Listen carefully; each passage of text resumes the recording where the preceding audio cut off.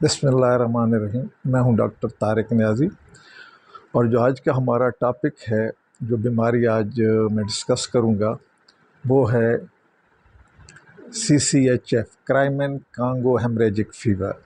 इसको Congo fever भी कहते हैं, इसको कांगो हेमरेजिक फ़ीवर भी कहते हैं। पूरा नाम इसका क्राइमन कांगो हेमरेजिक फ़ीवर है और इसका मुख़फ़िफ़ CCHF है। ये बीमारी एक वायरल डिज़ीज़ है और वैसे तो पूरा साल इस बीमारी का कोई ना कोई केस बड़े अस्पतालों में, टीचिंग अस्पतालों में आता रहता है, लेकिन ईद उल ज़ुहा के करीब, बकरीद के करीब इसके ख़दशा होता है कि इसके शायद काफ़ी केस आ जाए और अक्सर ईद उल ज़ुहा से पहले और ईद उल ज़ुहा के बाद इसके केसेस अस्पतालों में आ जाते हैं। बुनियादी तौर पर जैसे कि मैंने कहा, ये एक वायरल डिज़ीज़ है। जिस तरह कोरोना एक वायरल डिज़ीज़ है, जिस तरह डेंगू वायरल डिज़ीज़ है, हेपेटाइटिस बी और सी वायरल डिज़ीज़ है, ये भी एक वायरल डिज़ीज़ है और ये मवेशियों से, लाइव स्टॉक से ये इंसानों में ट्रांसमिट होती है, इंसानों में फैलती है। अब थोड़ी सी मैं इसकी हिस्ट्री बता दूं। 1944 में रूस के शहर क्रीमिया में एक केस उस वक्त पहली दफ़ा देखा गया था।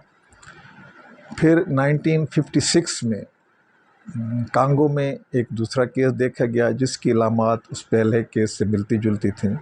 1969 में जब जो डॉक्टर हमारे रिसर्च कर रहे थे दुनिया में इस बीमारी पे, उन्होंने ये मुत्तफ़िक़ा तौर पर उनकी ये राय थी कि ये दोनों केसेस, जो क्रीमिया में था 1944 में और जो कांगो में था 1956 में, ये एक ही बीमारी के थे और इन दो शहरों के नाम पर उन्होंने इस बीमारी का नाम क्रीमिया कांगो हेमरेजिक फ़ीवर रखा। पाकिस्तान में पहला केस गालबन 1974 में पिंडी में देखा गया था, बेनज़ीर भुट्टो हॉस्पिटल, जो उस वक्त सेंट्रल गवर्नमेंट हॉस्पिटल कहलाती थी, सेंट्रल अस्पताल CGH थी, ये फेडरल गवर्नमेंट की हॉस्पिटल उस वक्त होती थी मरी रोड पे जो है। यहाँ पर एक केस आया था, उसको ऑपरेट किया था सेंट्रल गवर्नमेंट हॉस्पिटल के सर्जन डॉक्टर मतीन सिद्दीकी ने और बाद में वो उसी मरीज़ से ये मर्ज़ उनको लग गया और वो शहीद हो गए। इसी तरह आज से 20-22 वर्ष पहले होली फैमिली हॉस्पिटल में एक पेशेंट आया था जिसको डील करते हुए हमारी होली फैमिली हॉस्पिटल की एक लेडी डॉक्टर शहीद हो गई थी, उनको भी ये मर्ज़ हो गया था। तो ये बड़ा ख़तरनाक मर्ज़ है।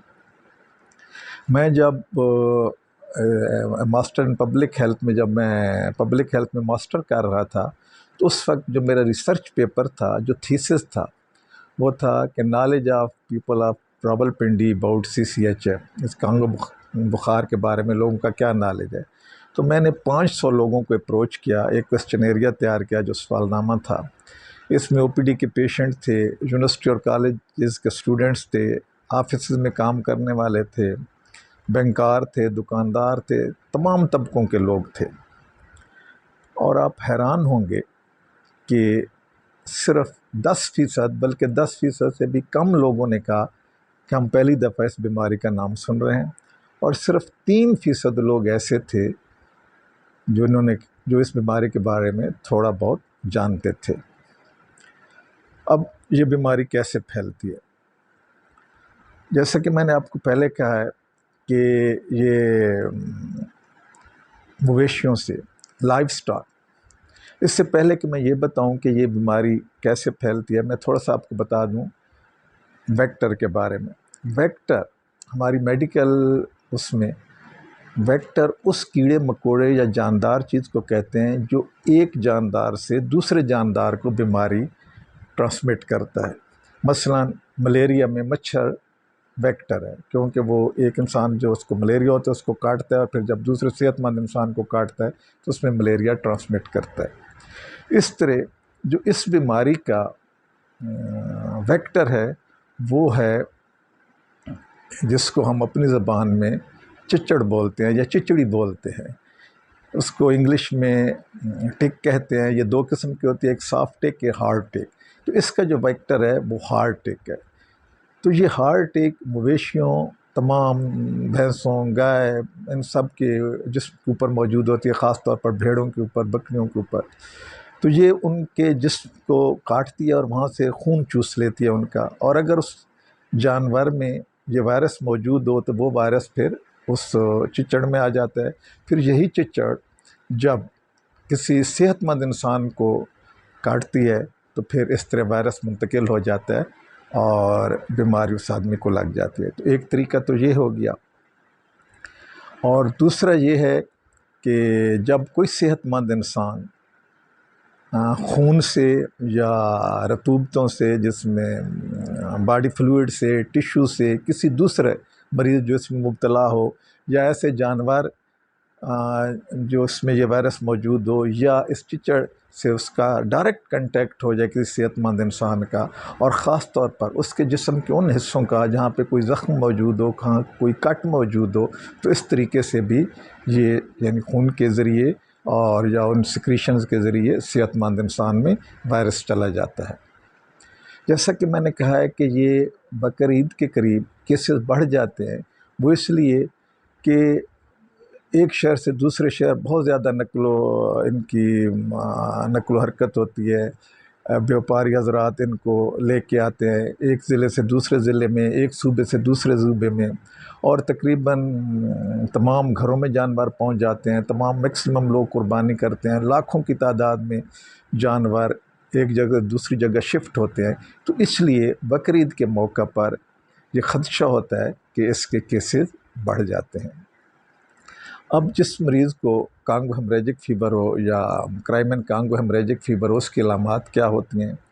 شدید بخار ہوتا ہے، ہائی ٹمپریچر 103 104 105 ہوتا ہے، اور یہ جب ہسٹری دیتا ہے مریض چچڑ کے کاٹنے کے بعد یا جانور سے کنٹیکٹ 3-4 دن بعد. پٹھوں میں شدید درد ہوتا ہے، خاص طور پر گردن کے پٹھوں میں، اور سٹف نیک ہو جاتی ہے، گردن اکڑ جاتی ہے. بیک ایک، چھوٹی کمر میں درد ہوتا ہے، اور سویئر ہیڈ ایک ہوتا ہے، سر درد ہوتا ہے. پھر بلیڈنگ ٹینڈنسی ہوتی ہے، جلد کے اندر خون کے چھوٹے چھوٹے دھبے آ جاتے ہیں. منہ میں جو جھلی ہے اس کے اندر نیچے خون کے دھبے آ جاتے ہیں. بتلی ہوتی ہے، الٹی ہوتی ہے، اور ایسے مریض کا اکثر گلا خراب ہوتا ہے. اب جیسا کہ میں نے پہلے بتایا، یہ وائرل ڈیزیز ہے. اس کا بیکٹیریل ڈیزیز میں تو ہم اینٹی بائیوٹک وغیرہ دیتے ہیں. ویسے بھی جو وائرل ڈیزیز ہیں ان کا بہت کم وائرل ڈیزیز ایسے ہیں جن کی کوئی افیکٹو اینٹی وائرل ڈرگز موجود ہوتی ہیں. تو اس کانگو ہیمریجک فیور کی کوئی علاج موجود نہیں ہے، اور نہ اس کی کوئی ویکسین ہے. مریض کو ہاسپٹل میں داخل کر دیا جاتا ہے، اور اس کا سپورٹیو ٹریٹمنٹ ہوتا ہے. فلوئڈ بیلنس مینٹین کیا جاتا ہے، الیکٹرولائٹ بیلنس مینٹین کیا جاتا ہے، اور یہ دیکھا جاتا ہے کہ کمپلیکیشن نہ ہو، کیونکہ اگر کمپلیکیشن ہونا شروع ہو جائیں تو پھر اس کا مورٹیلٹی ریٹ بہت بڑھ جاتا ہے. عام حالات میں اس کا مورٹیلٹی ریٹ 10 to 40% ہے، یعنی 10 سے 40% پیشنٹ مر جاتے ہیں.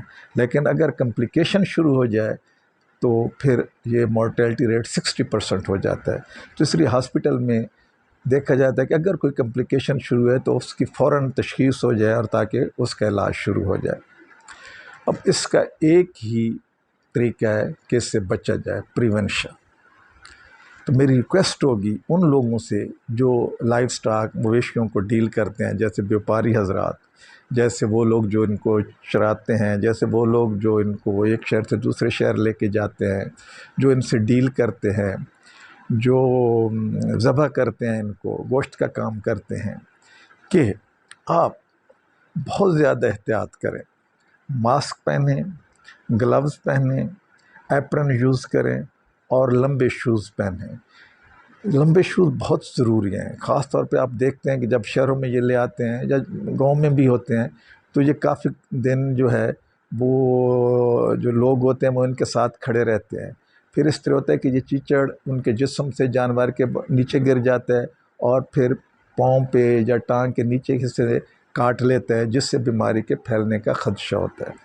تو ایک تو ان کو یہ احتیاط کرنی چاہیے. دوسرا، جس طرح ہم مچھروں سے بچنے کے لیے مخصوص قسم کے ریپیلنٹس یوز کرتے ہیں، لوشن، مچھر ان سے دور بھاگتا ہے۔ تو اس طرح کانگو ہیمریجک فیور میں یہ جو ٹک ہے، تو ٹک کے لیے بھی مخصوص ریپیلنٹس ہوتے ہیں، جو اگر یہ لوگ جسم پہ لگا لیں تو پھر ٹک ان کے نزدیک، یہ جو چچڑ ہے یہ ان کے نزدیک نہیں آتا۔ پھر جب آپ مویشیوں کو لے کے جا رہے ہیں، تو آج کل تو مجھے بتایا گیا ہے کہ شاید ہیلتھ اتھارٹیز نے اس کا ارینج کیا ہوا ہے، ان کو پانی کے ذخیرے سے یا پونڈ سے گزارا جائے جس میں دوائی ہوتی ہے، جو مویشیوں جانوروں کے جسم پہ جتنی ٹکس ہوتی ہیں ان کو ریموو کر دیتی ہے۔ باقی جو پیشنٹ ہاسپٹل میں ایڈمٹ ہے، تو اس میں بھی احتیاط کی بہت ضرورت ہوتی ہے۔ اس کے جو گھر والے ہوں یا اس کے جو میڈیکل اٹینڈنٹس ہیں، جس میں ڈاکٹرز شامل ہیں، جس میں نرسز شامل ہیں، جس میں پیرامیڈیکل سٹاف شامل ہے، کہ ایسے مریض کو بڑی احتیاط سے دیکھیں اور میک شور کریں کہ وہ لوگ دیکھ رہے ہیں جن کے چہرے پہ یا ہاتھوں پہ کوئی زخم وغیرہ یا کٹ وغیرہ موجود نہیں ہے۔ خاص طور پہ ان مریضوں کو ڈیل کرتے وقت، ان کا بلڈ سیمپل لیتے وقت، ان کا فلوئڈ اسپریٹ کرتے وقت بہت زیادہ احتیاط کی ضرورت ہے۔ ماسک پہنیں، گلوز یوز کریں، ایپرن پہنیں اور تمام احتیاطی تدابیر اختیار کریں۔